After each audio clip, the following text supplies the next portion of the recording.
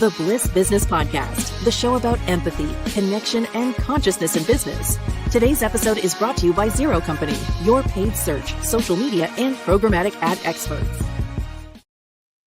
Welcome back to the Bliss Business Podcast. I'm Tullio Siragusa, and I'm going to introduce our guest in just a moment. We're talking about something that is near and dear to a lot of businesses today, empathy. Empathy is increasingly being recognized as a measurable leadership advantage. According to Business Solver's State of Workplace Empathy study, nearly 90% of employees say empathetic leadership improves morale, and many report that they're more likely to stay in an organization where they feel understood. As companies scale digitally and expand customer reach, empathy becomes even more important. It ensures that strategy and technology remain grounded in human experience. Today, we explore how empathy influences leadership, marketing, digital engagement, and long-term growth. Our guest today is Sherrill Kaplan. She is the Chief Revenue Officer at Hand & Stone, where she leads marketing and digital experience.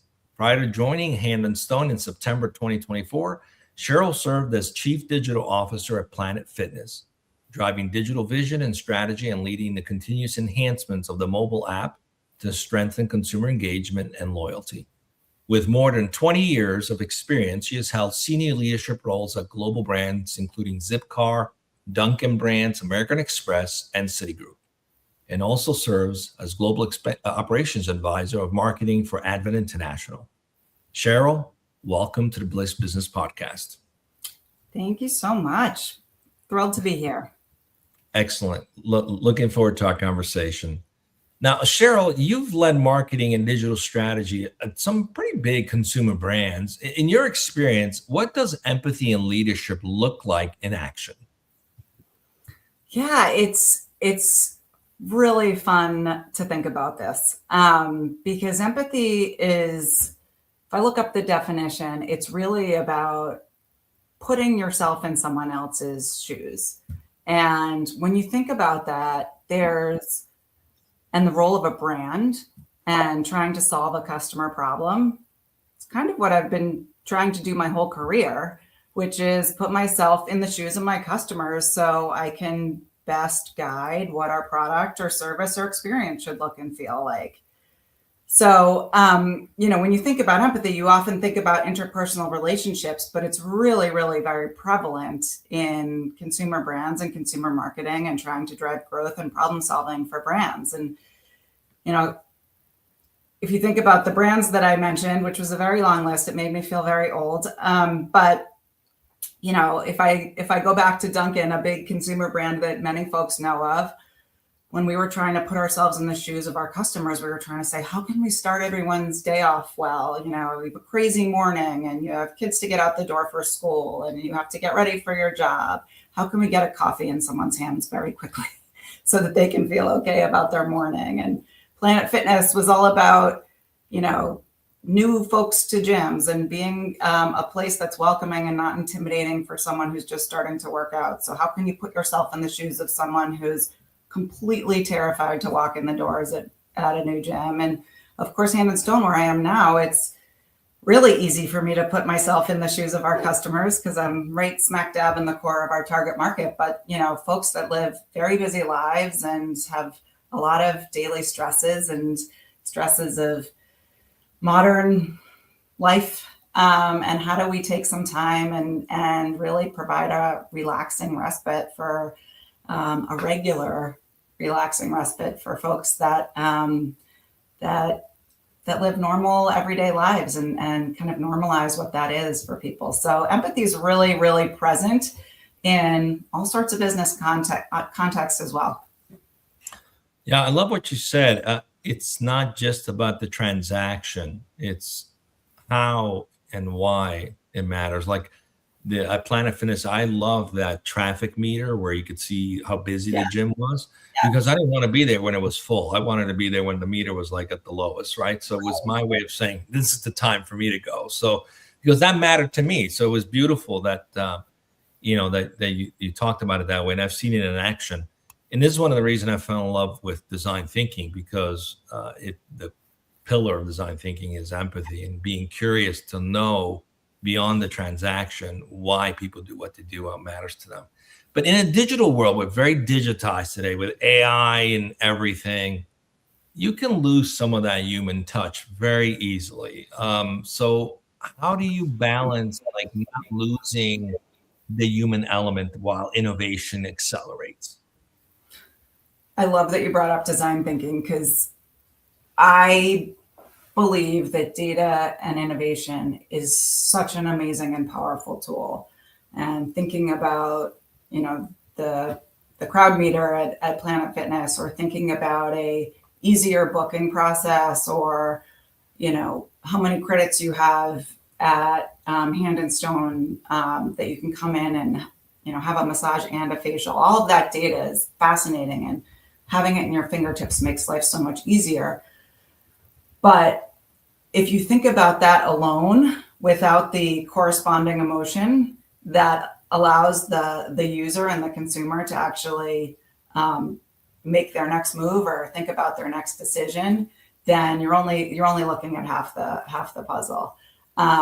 So again, we're designing technology on a basis so that people's lives can be easier, and people's problems can be solved, and people can feel something different. You, for whatever reason, didn't want to come into the gym when it was crowded. So that feature was something that you used because it made you feel better about something you may or may not end up doing ultimately. So our goal is to try to make you feel less intimidated, more excited to walk through the door at Planet Fitness. And similarly, the digital experience innovations that we're putting in place at Hand and Stone are doing the same thing. We want to make people have a really easy booking experience. We want to give them an option to be on a wait list if their time is already taken, and so on and so forth. So it's really about getting rid of frustrations and things that are annoying and cumbersome and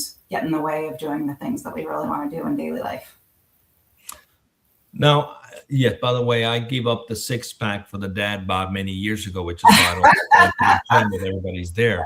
But I'm sure there's a lot of other people that think the same way. But in any case, I think one of the biggest challenge, and I'd love to get your opinion on this, is a lot of brands will focus on the external understanding and curiosity of the problem they're solving beyond the transaction. Like they're trying to get the emotional connection and resonance with the buyer. And this applies even in business to business transaction too, although a lot of people think that's not applicable in business to business. We're still humans, whether you're buying a consumer product or a business product, there's a human being making those decisions. Right. So now what happens is, I think sometimes there's a bit of a disconnect that what you do outside doesn't necessarily have to match what happens inside. And I think that's a big mistake. Do you find brands that often misunderstand the importance of also aligning how you treat the employees, the employee experience, which transcends into how your customers actually feel that empathy? Have you seen that be a problem sometimes in terms of helping brands understand, or even boards understand, especially as a CMO? That's always a challenge, to help them understand that the operations needs to be aligned with what we're seeing in the market. What's been your experience around that? Boy, I could have said exactly what you just said. It's a constant observation that I have. And I've seen both sides of it. And I won't name names, but I will share in pattern recognition. I would say that when you have leadership teams or cultures or corporate cultures that don't understand the ethos of what the brand mission is or what you're trying to have the customer feel, there is a huge gap in translation of what the progress is of the company, what the direction is of the company, and honestly, what the output is of the employees. Because everybody wants to please their boss and everybody's motivated to do a good job at work. And there really becomes a big conflict if you were originally attracted to a company based on the product or service or feeling that they, claim that they're providing for their customers. And then they get to work and they don't feel the same way every day. It puts people in distress and in conflict. And it's a really, really critical thing to identify as a leader, to make sure that you're walking the walk and talking the talk, or else you won't be as successful as you could be. So what's a good signal that lets you know the team is being heard? Because I often hear that part of the problem with the lack of empathy internally is teams don't feel heard. They're told what to do, where to get, how to get things done to align with the market, but not often are heard. What's a good signal that says, as a leader, like what could be a good signal or flag that you should be aware of that maybe your team's not feeling like they're being heard, which often creates disconnect. I mean, Gallup did a recent study that showed that like only 31% of employees are productive in the US, 21% globally, which basically means you're paying people a full year salary to do 3 months worth of work. So you might as well just send them home for 9 months. This is the reality of most companies today. And it's not a fault of the people. It's just the structure still lining up with this industrial revolution mindset where everybody's like a cog in the wheel versus one that empathetically lets people bubble up their best work. So if you're a leader and you're listening, like what is a good telltale sign that like your team's disconnected, they're not feeling heard, which ultimately creates a sense of not feeling empathetically supported as a team? Yeah, I think it's a bit of an art and a science. My leadership journey was intuitive in the beginning, and then realized that there was a method to my madness, and I couldn't really define it. And thinking about what you were saying, empathy is different than sympathy. And empathy is about putting yourselves in the shoes of other people and understanding where they're coming from. And sometimes that gets confused with sympathy, which is feeling badly for someone, or, almost having constant concern for someone. To be an empathetic leader is to connect with them and respect them and care about where they're coming from and understand what their perspective is. And I think the added element on the leadership part is not only understanding that, but actually respecting and caring about that being different than where you might be coming from yourself. And what I mean by this pattern recognition is I do try to do my best to have a very complementary team around me. I want everyone to have a different perspective, and I sometimes call it superpowers, different superpowers, so that we can all add in and be the best Marvel superhero pack that we can possibly be. But implicit in that is respecting the fact that people are going to come to the table and come to the picnic with different, foods, if you will, and that creates a better picnic, if I can use that example. Yeah. And where I see the opposite happening is when people try to hire people that are exactly like them and think exactly the way they think, because it's easier and it's validating.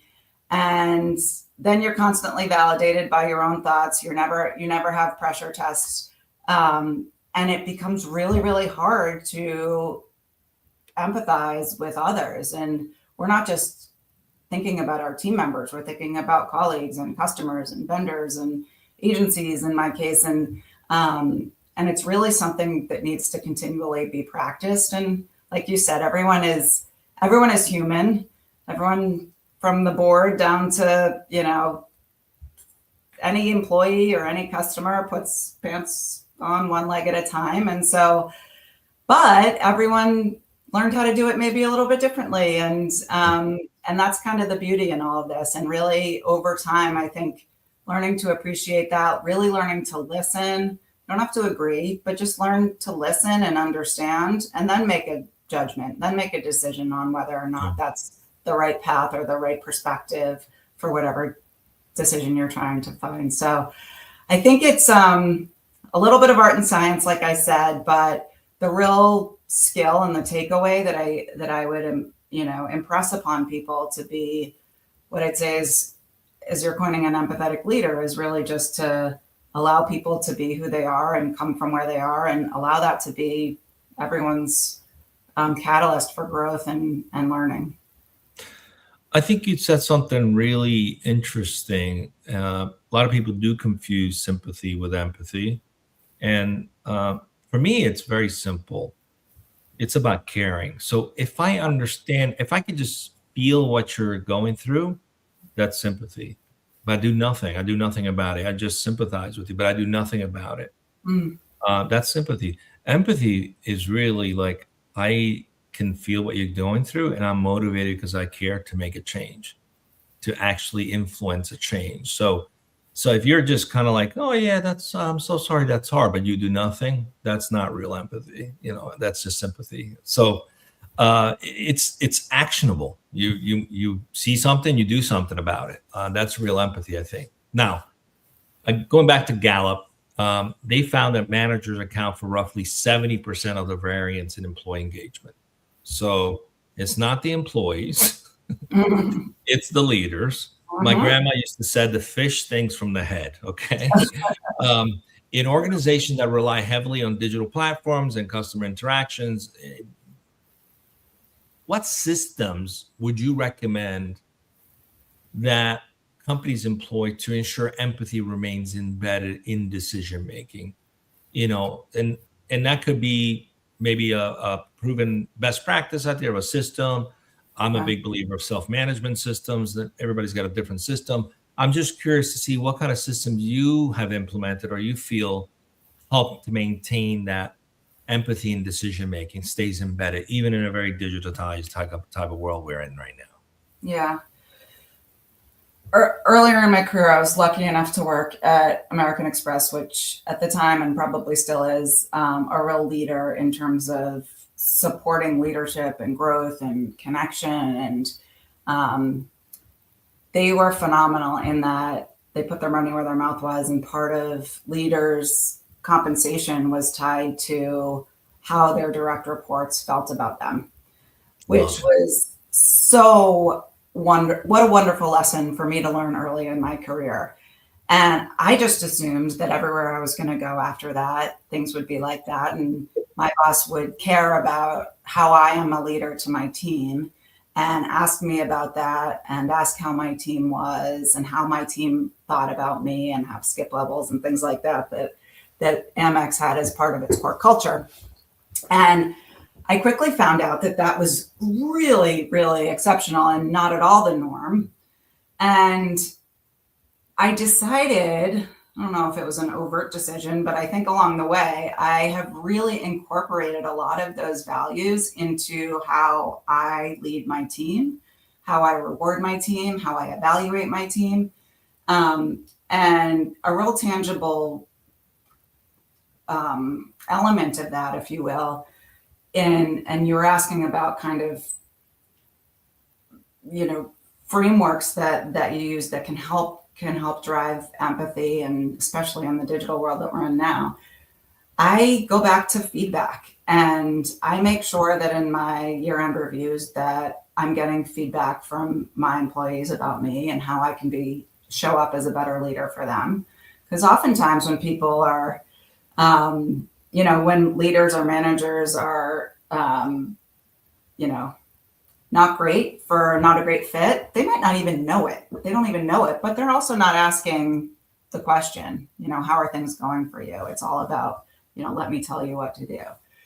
So I think learning about people's lives, really, really focusing on listening. And I will tell you, this is something I work at every single day. I really, really try to stop and listen and put myself in someone else's shoes. And I will say, whether HR mandates it in the, 10 companies I've been at since I was a youngster at Amex or not, I solicit 360 reviews from anyone who works for me and suggest they do the same.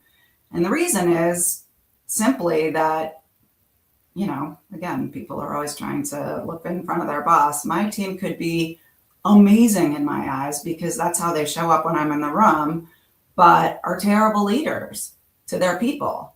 And I know how important it is for my team to be great leaders for their team, for all the things that we've mentioned about motivation and productivity and positive culture and living and breathing the mission. So It's incredibly important to me to understand how they are as leaders when I formulate, a review of their performance, because and the same should be done for me. Is that, am I a good leader? And at this point, I'm leading really successful, really capable, really senior folks that should feel empowered and be able to accelerate. I should be an accelerator for them, not anything that holds them back. And if I'm holding them back in a particular way, then I'm not doing the company, a service. So I think it's a really important element. Yeah. And it's all about just basic feedback and making sure you ask the questions. Well, Sherrill, you're an enlightened leader, because as an executive coach, I often tell leaders, if it's hard for you to take feedback, even criticism, you need to work on your traumas and heal them fast. Or learn how to leave them at the door when you come to the office, because that's usually going to hold you back. And the other thing is, I'm very encouraged to hear about American Express. I'm going to have to dig into that model a little bit, because I often say that boards should have a employee satisfaction committee, because that's going to tell you more about how effective a CEO is than just the numbers. Because the CEO could be showing you the numbers, but it's based on 31% productivity. So you accept that as good, when it could be so much better if the employees were actually treated better. There's so much disconnect. It's wild. Now, we got a question from the audience before we continue. Let's see what they're saying on LinkedIn. Someone's saying, how do you create psychological safety at the executive level where stakes are high? We're kind of talking about this, but how do you go? You mentioned a little bit, because that's interesting too. Sometimes the executives have a hard time opening up too. So it's a great question. And I think about this a lot, because when you get to the leadership room, you look around and you've always wondered what it looks like. And then you look around and you do a lot of observation of what you thought was happening behind closed doors and what actually ends up happening. And it's such a great question. I have so many angles to take it, but what immediately comes to mind is I encourage leaders to be the same person they are, stand for the same things that they do every day, that they then show up in the boardroom and show up in the leadership room and be that same person. Mm-hmm. I think where psychological safety and trust, which is what that's all about, really gets broken is when you have a different face for the executive team, a different face for the board than you do for your team. And sure, there's things that you can't share. There's confidentiality that you can't break. But everyone, if they were to describe Sherrill Kaplan to me, would say the same thing. Again, I show up a little bit differently, and maybe I'm less informal, although some maybe would say I'm not. But in the boardroom. But I think the more people can show up who they are and really stand for what they believe in through and through, regardless of the folks they're sitting around the table with, the more psychologically safe that people will feel around you.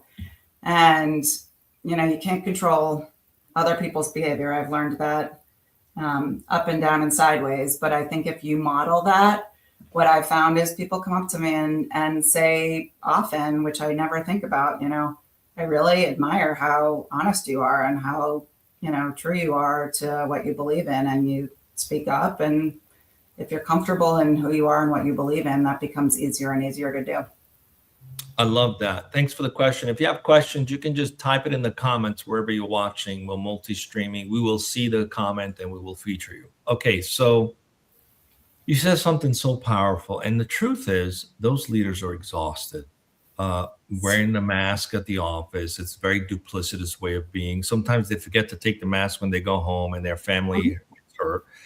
And it's awful. And the CEOs, they go through it thinking they have to do it, but it's exhausting. And it's so beautiful when you just learn to be vulnerable. I always say the most powerful is the most vulnerable, because you create psychological safety that way. I will often admit to something that went wrong, even if it wasn't such a big deal, just to create the safety that it's okay, you messed up. Yeah. I need some help, guys. I messed up something. I mean, it's not a sign of weakness. It's actually strength in doing that. And you don't have to wear a mask. Just be a good person all the time. It's shocking how well it works. All right. So I'm glad to hear that. Okay. Let's continue on. Oh, sorry. I was just going to build on that. It's amazing that sometimes when you show up and you're vulnerable, people almost take that as like being overly cocky or overly confident because it's so rare that you say that. It's almost like you're damned if you do and damned if you don't in some cases. But yeah, I agree with you 100%. It's about, oh, I'm not really sure how to answer that question. Let me get back to you. What? You're saying in the boardroom? Definitely. Yeah. Well, hopefully these things change over time. More and more studies are showing the impact that being vulnerable, that being empathetic has. So it's just a matter of eventually people realizing it's not just a nice thing to do. It's strategic. Yeah. Like if you're going to do it just strictly for strategic purpose, educate yourself because you're missing out on some pretty good outcomes from being this way. All right, let's talk about one question we ask all of our guests, and that is really purpose. We talk about empathy and purpose, the role that purpose plays.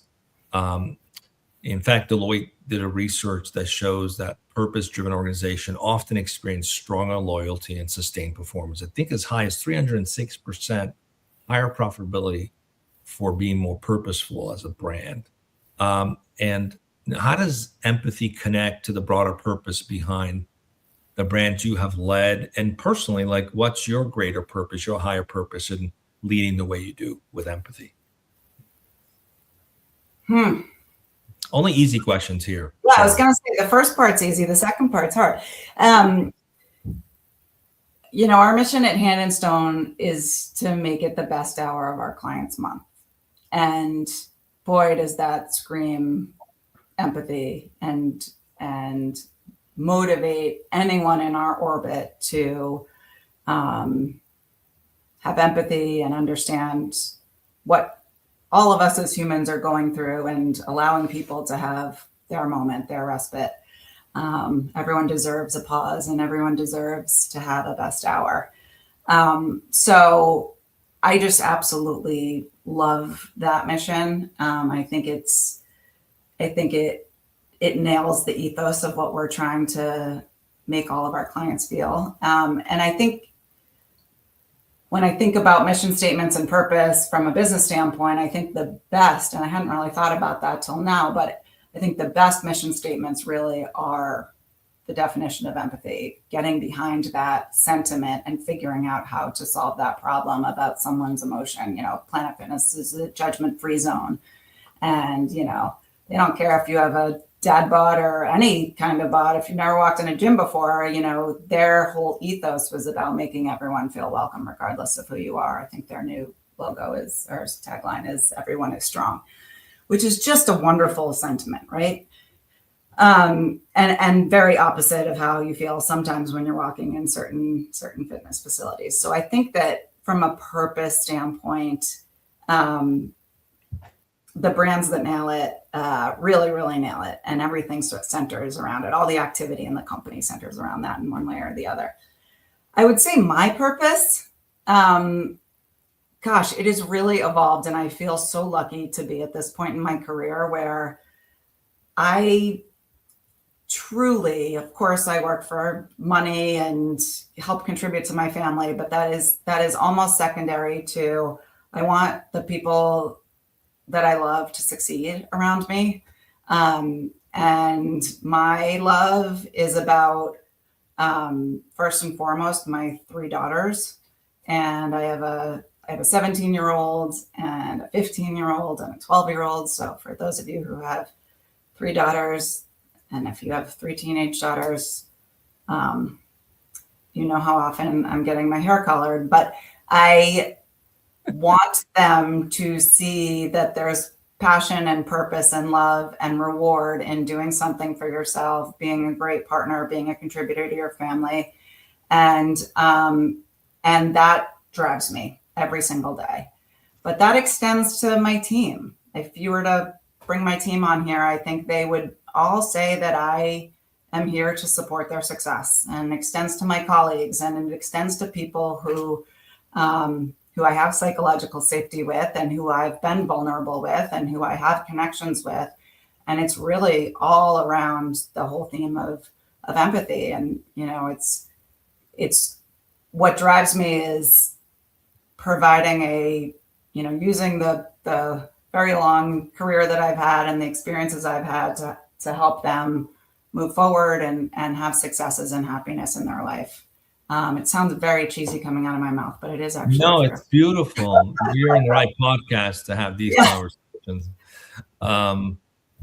What happens when leaders lack empathy? How does that impact the brand or reputation of a brand in the marketplace?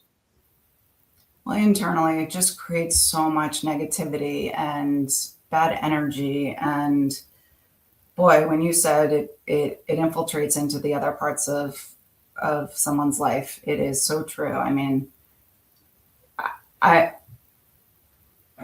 very recently have been in places where you just don't feel the same level of support and connection. And God, you bring it home, and it affects your sleep, and it affects how you parent your children, and are a friend to your friends. So if it's affecting people's lives and bodies, and not only mental but physical elements,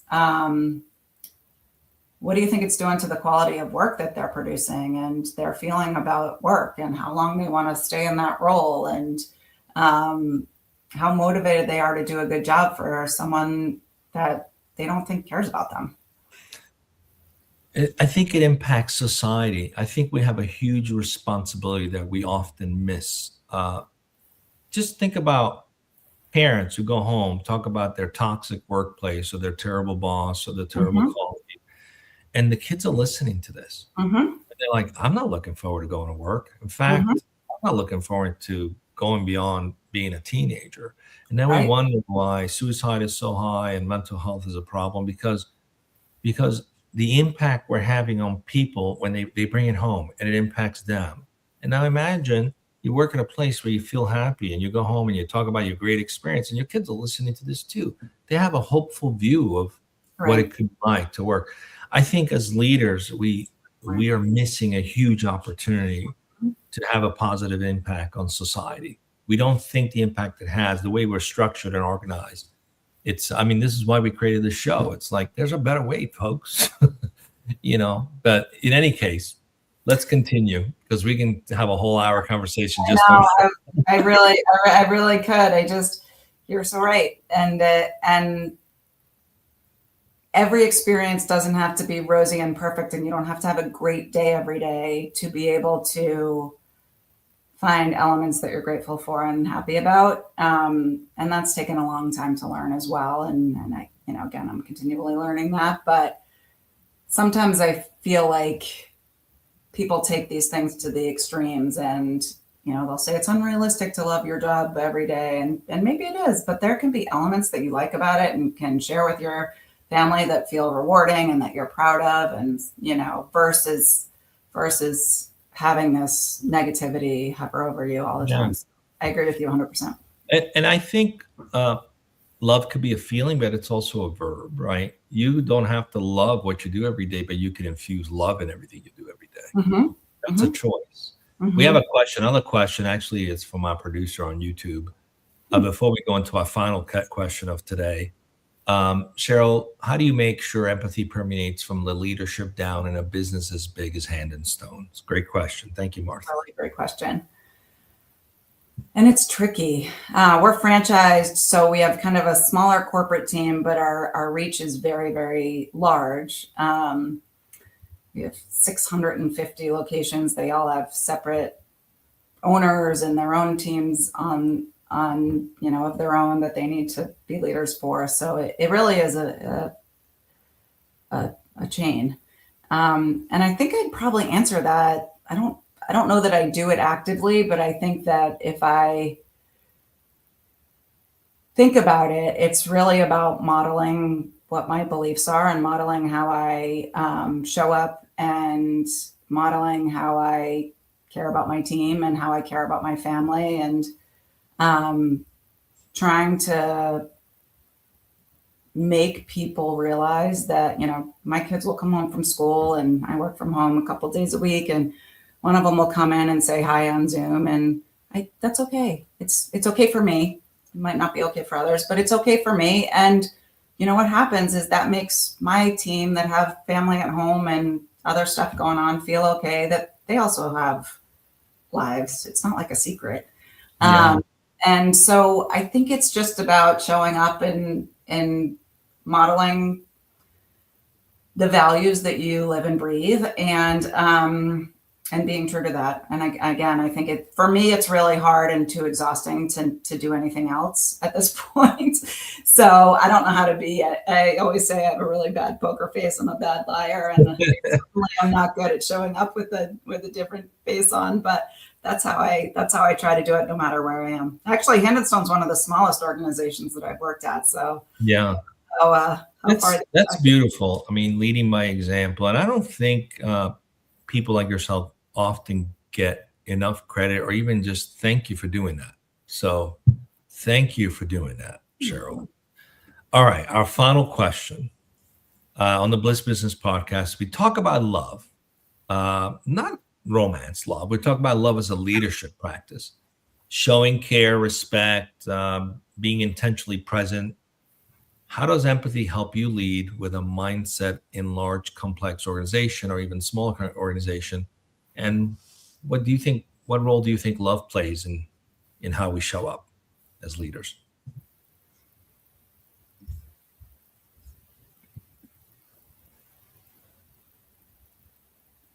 I think it's really natural to get caught up in day-to-day and pressure and stress and deliverables and the next board meeting and the next presentation and the next hurdle to jump through. And I might say something weird, but I'm coming off of a vacation with my family, and although at many points we all might have killed each other, it really resets you. It reminds you why you're doing the things you're doing. I think when you're so wrapped up in the day-to-day and you forget your why and your purpose and your larger calling, that the love, as you call it, or the empathy or the connection or the passion, or all of the quote unquote softer skills go away, because you're just trying to get through the day. It becomes like a mountain you're trying to climb, and you're trying to get through the day and go to bed, and then you wake up and you got to do it all over again. I think when you have a second to breathe and a second to unplug, and it takes me several days now to unplug, which is kind of sad. But when you finally get there and you're like, oh, these are the people that are going to be around me long after this job ends and long after this board meeting's over. And it gives you really great perspective. So I don't know if that answers the question, but that's I think that's beautiful. It reminds me of often one of the things I've done is in a circle, just ask people like what matters to them, like what's at stake. I use the term, what's at stake for you? Like, what does it mean to be successful at your job? What's at stake for you? And it could be someone's caring for an elderly parent and they need to continue to make good money so that they can take care of them. Someone's trying to get a special need child in a special education program. Once you begin to understand those underlying things, then you can remind each other what's really at stake.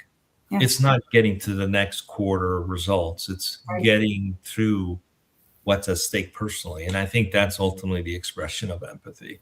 If we can practice more of that, boy, it would be a wonderful society we're in, wouldn't it be? All right. One quick thing before we go. We want to give our audience something tangible they can put into use, like right this month. For those who want to learn, so what's like for the listeners today, what's one step they could take immediately to strengthen empathy in their leadership? What would be your advice?